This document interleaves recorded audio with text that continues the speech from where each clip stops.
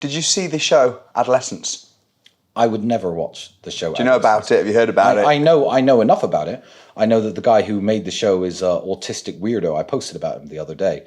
And he confessed in an interview that, oh, well, the content that inspired the show, it wasn't really Andrew Tate. It was a bunch of Reddit blogs that I've read. It wasn't Andrew Tate and Manosphere influencers. It was all the Reddit blogs I've read. But, Andrew Tate's a good name. I posted that on my ex. Look at the post. And I'm like, he's basically just admitted to defamation. Andrew Tate was named. Yeah, I know. In the show. Yeah, he's basically admitted to defamation, and I could sue him for that if I want to.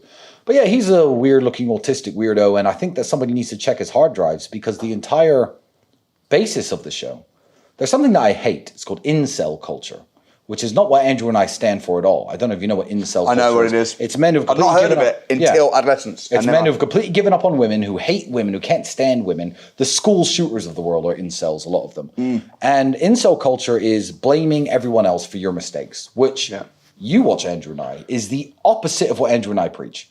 It's being a skinny or fat loser who plays video games all day with no money, sitting in your mum's basement being like, women don't want to have sex with me and that's women's fault because women are evil, These people are psychopaths. Incels are psychos, and I have nothing to do with them, and I don't like incel culture at all. But incel culture inspired the show Adolescence. And I'm like, well, this is interesting. The boy in the show is 13 years of age, and the writers have called him an incel, involuntarily celibate.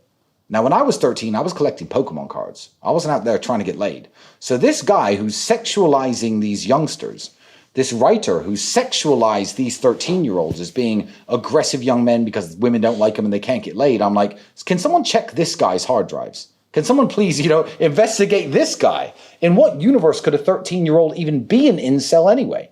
All 13-year-olds should be celibate by default in every country on earth. How is a 13-year-old an incel? And then they try and blame me for incel culture when everything I say is the opposite of incel culture. Why? Because you're asking me about it right now. They said Andrew Tate, so it gets covered in the news, so that I reply to it, so it gets comments on, and so they make more money. And I'm going to be helping myself to some of that money when we sue those motherfuckers, because it's completely inappropriate to just say my name. I mean, we're also not terrorists, for example, to run a show about sleeper cell terrorists in the UK and say they were inspired by Andrew Tate. That would just be, I could definitely sue them. You're telling me I can't sue this guy? Bet I can. Bet I win. So you plan to sue the makers of Adolescence? I've got a lot of people to sue. My people to sue list is very, very long. And, I've got probably, a good 10, 15 more years of this. I'm going to be suing people all the time for the rest of my life. Even if it just bankrupts them and I don't even win any money, it'll just be funny.